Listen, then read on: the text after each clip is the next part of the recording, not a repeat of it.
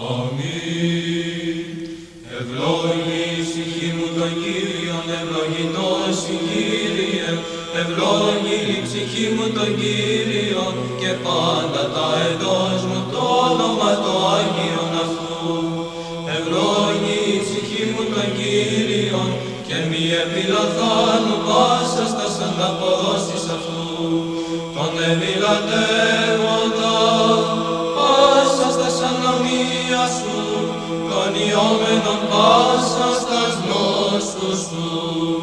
Τον λυτρούμενον εκθοράς την ζωή σου, τον στεφανούντας εν ελέη και η κτηρμή. Τον επιγλώντα εν αγαθείς την επιθυμία σου, ανακαινιστήσετε ως αετού η νεότη σου. Υιό, ελεημός είναι ο Κύριος και κρίμα πάση της αδικουμένης. Εγνώρισε τας οδούς αυτού το Μωυσή, της Ισραήλ τα θελήματα αυτού. Ικτήρων και ελεημόν ο Κύριος, μακρόθυμος και πολυέλεος, που εις τέλος λογιστήσετε, ουδέ εις τον αιώνα μηνύ.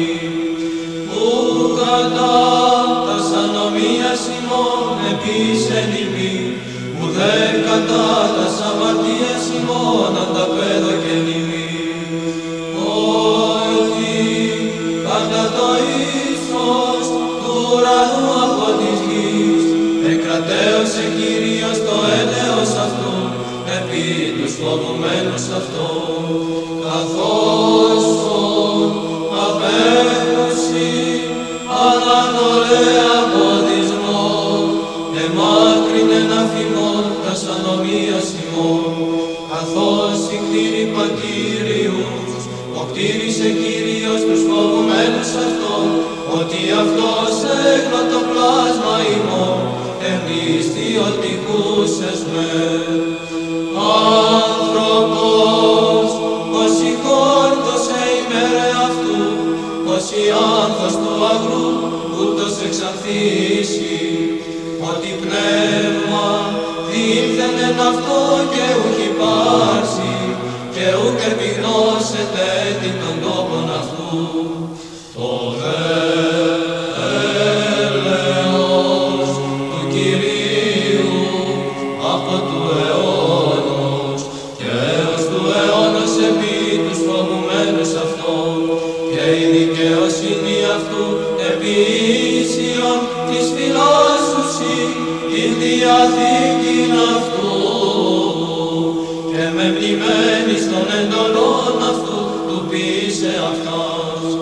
Κύριος εν τα ουρανό ητίβασε των θρόνων αυτού, και η βασιλεία αυτού πάντων δεσπόζει.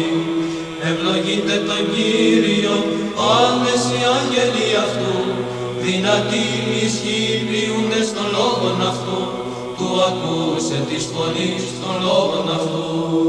Ευλογείτε τον Κύριον πάσε δυνάμεις αυτού, λειτουργεί αυτού οι ποιούντες το θέλημα αυτού.